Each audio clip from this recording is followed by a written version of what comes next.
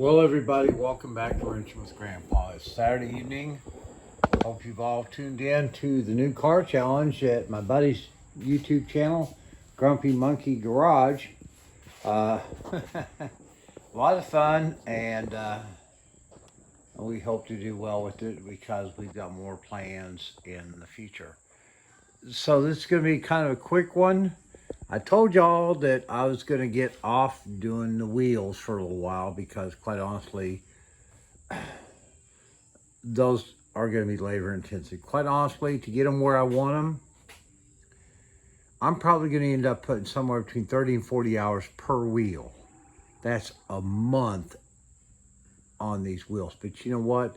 When they're done, they're going to be a set of 4 US mags, period, vintage correct, fully polished, chromed out, and if anybody wants to buy them, they're talking at least 25 to 3K, because I can't replace them with anything period correct for much less than that, as if I wanted to. I think they're going to be awesome on this car. They really are.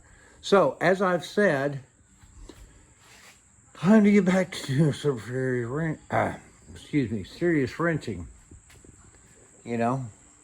So, let me just give you an update of what kind of insanity I've been coming up with over the last 24 hours and what everything's going to be looking like. Give me a chance to get positioned and some lights turned on here. Thank goodness for my local utility company. As long as I pay them, they keep giving me juice. All right. We're currently trying to do some more in here.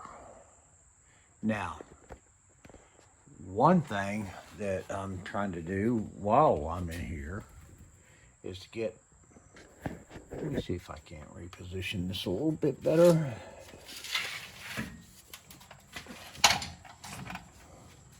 That might work. See all this crap up there and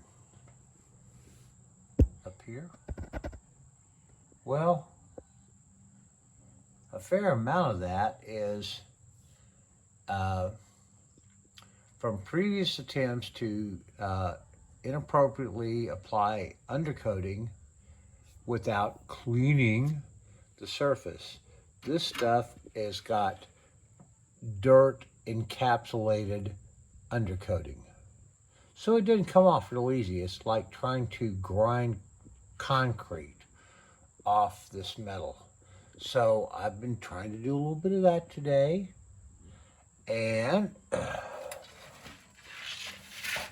before I went any further with putting all of this stuff together, I wanted to put, new bushings in the strut rod. Well, I have a DVD-ROM, or whatever, CD-ROM, that I was given when I bought the car that's got the full technical service manual for this car. Unfortunately, the laptop that I hope to use for it is not working. So I'm relying on a lot of advice from the viewers, friends, and God himself. That's why I've been a little slow about getting on this project, because it was really sketchy for me. I mean, I've got this thing sitting on 12,000 pounds of jack stands. So I've got more than enough support for the car. But when I start trying to do anything with moving this lower control platform, arm, whatever you want to call it, I mean, I get it up to this point and I'm lifting the whole freaking car off my jack stand. That doesn't sound right to me. And the upper ball joint connection point, I try to jack this thing up with just the pressure on that connection. isn't this thing supposed to kind of, move up and down to, absorb and all that? It's not. I can pick this freaking car up off the jacks by jacking it up on this. There was some deformation in this flange, which I've kind of pounded back out, but it doesn't sound right to me from my experience in life that if you've got stuff like this, it's supposed to move, and this ain't. So please feel free to comment. I need some help here, guys. Okay, so I'm trying to wire wheel and get some of this shit cleaned out here. Excuse my French. Crop, crud, whatever you want to call it. So that we can move forward. Now, the strut rod. I was really scared. I'll be honest with you guys, because this car has presented me with a lot of things I really wasn't expecting when it came to the degree of restoration I needed to do in order to get everything down the road correct and clean. Not complaining, but as any of you know that have taken on one of these old girls, I don't care what you know. Oh, I've been in the business 20 years. I've been working on these cars forever. Yeah, right. Well, you're going to learn something new if you're paying attention every day. And I try to look at it that way. So I'm not going to rush into doing something stupid. And that was what was my concern with this. Because some of the information I've been given was that, you had to have this assembly in a neutral position, which I would assume would be, backing plate, spindle, tire on ground. So that would mean that this assembly, I'm assuming, would need to be somewhere between, probably 28 to 32 inches off the ground. Well, when I get it up that far, I'm picking the whole damn car up off the jack stand. No. So, is that the issue? That I've got stuff in here that's picking more up than it should? It's not working properly, so when I get all this stuff put back together, it's still going to be screwed up because it's not moving the way it's supposed to. And I'm having to clean a lot of that undercoating and crap off this strut rod, because obviously I've got to be able to pull it out at, somewhere. I do have the nuts and all of that off. That I was surprised that stuff came off a lot easier than I was expecting. I was expecting I was going to end up breaking a rib or, blowing out a hernia or something trying to get that off. But with the old impact wrench and a little, lubrication, we got those off. But the rod is totally seized up in here, and I'm not quite sure. I can't get it to rotate or move at all with a pipe wrench. I haven't tried to put the, breaker bar on it, because I'm just not up to that at this point in the day. I've been doing lawn work most of the afternoon and that kind of stuff.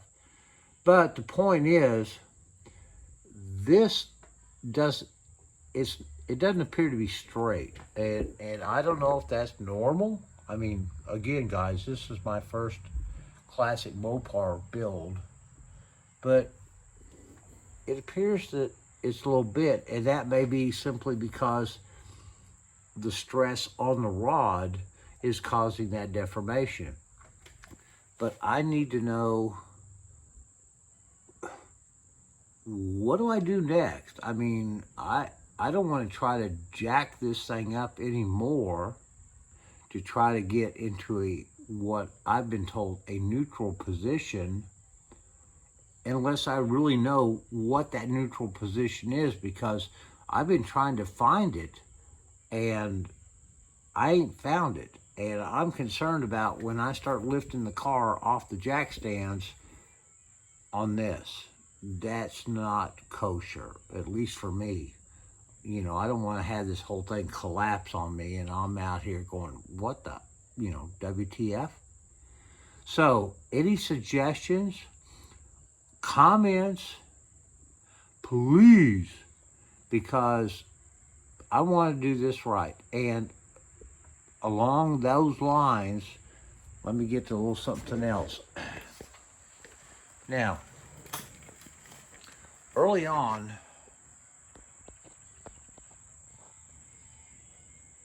I did get, or at least, you know, worked on getting this all rebuilt, you know, new slave cylinder, uh, brake shoes, and all that. Well, because the parts that I ordered had some spring kits and stuff like that, but it didn't have everything that I needed, like the brake shoe anchor pins and springs and all that stuff. So I had to try to use what I had. And I was a little concerned about doing that, but you got to do what you got to do. So I put that together. We still haven't done the other three, and I started trying to rehab some of that other spring and you know, anchor uh, type material for the other side, and I got to looking at it. I said, no, I'm not going to do that. If we're going to do this, we're going to do it right. I mean, I'm buying all these new parts and spending all this time cleaning everything up and trying to make it look right. Why would I want to try to rehab 50-year-old springs and parts that I know aren't up to the task? So, you know, I have spent a lot of time, probably totally unnecessarily, because I've done work and used parts to put it back together. My bad. I'm overeager. First build. I'm old. I don't have a lot of time. I gotta get this thing done before I die.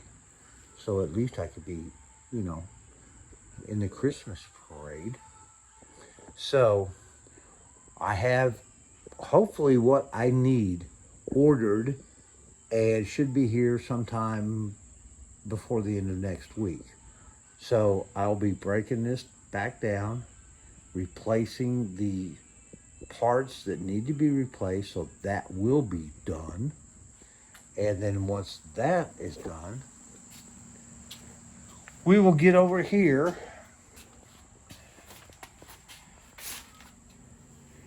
and start putting this one back together. And it's a little dark, I apologize, but we've got that kind of all ready to go. We've got the drum, we got the new shoes, old shoes. We will take this off. Now, I did reattach the emergency brake lever and everything to the other side to the cable. Now, I'm going to tell you right now, the condition of that emergency brake system is, it's pretty jacked up. But I'm going to go ahead and put it all back together with that attached and try to clean it up and make it functional. If it doesn't, then we will just work on a delete of that system. I mean, they could be hooked up back here, but we can, you know, detach the cables so, you know, they don't work. Whatever. You know, you do what you gotta do. Zip ties, duct tape, cold beer. It'll all work. So, we're gonna start trying to get all of this stuff geared up to put back there and get that done. And once we've got that done and the other side corrected with the correct parts, and let me show you real quick what I'm talking about here, boys and girls. In this era of cars, your brakes, shoes, inside your drums, were held together with almost like a nail. It had a little, if we can get it in here, get some light here. Yeah, Well, it's not great, but you can see. So you had that, and that ran through the backside, and you had these springs and these washers and everything, and that what held your brake to your plate. Maybe let me show you here. I'll throw this up here real quick if I don't hurt myself. Could use a little more light. See right here. That's what held or holds your shoe to your backing plate and keeps it all aligned for all of that to work. Well, what I had was worn, and after trying to rehab it and looking at it, I said no, I'm not going to do all that and put parts that may fail very shortly after trying to reuse them, and after dealing with the time and the money and the parts and everything else. That's stupid. So parts are on order. Hopefully they'll be here soon, and then we can get back to doing some more of this stuff. Again, like I said, if you guys can reach out and help me get through this. I mean, I've got a lot of stuff that's ready to go on. We've got to replace the tie rods and tie rod sleeves, but I got all that new in the box. I know they're ready to go. Just got to get them popped off. But these, first things first, got to deal with these strut rods. And I just want to make sure I'm not going to do something that's going to get me jacked up out here in the garage by myself. And what I'm trying to do is appropriate. I really find it kind of unusual, and like again, I'm a rookie car enthusiast, restoration guy. Why is it that you have a rubber bushing and metal grommet up here on there, but there's nothing down here to give you any protection or anything from metal contact? Now, I'm not sure if that's correct, or if just because through the years and whatever was done with this car before I got it, something was deleted that shouldn't be. Just seems to me that there ought to be something in here, to kind of help protect from metal to metal. But again, I'm just an old guy learning and sharing and hoping for some help. So, you guys have a great evening. Tomorrow's more yard work, laundry, and trying to get prepared to go back to work on Monday, and maybe a little bit more out here. If so, I'll try to bring you guys along. I appreciate everybody who's subscribed. Please keep it up. Thumbs up are always welcome. And the longer you guys watch, if you watch the whole video, it does help the supposed algorithms and helps push the channel a little bit further down. Comments are always welcome. In fact, I want your comments. Guys, we're in this together. I mean, really, I need your help. So any comments that are positive and productive, I don't need any, bullshit, because I'm dealing with enough of that in my own brain. But anything you guys can do to help me, I am greatly appreciative of. Thank you for everybody that has supported me and continues to, in the views, parts that I've been given, and just the encouragement. So you guys have a great weekend, and I'll see you soon. Bye-bye.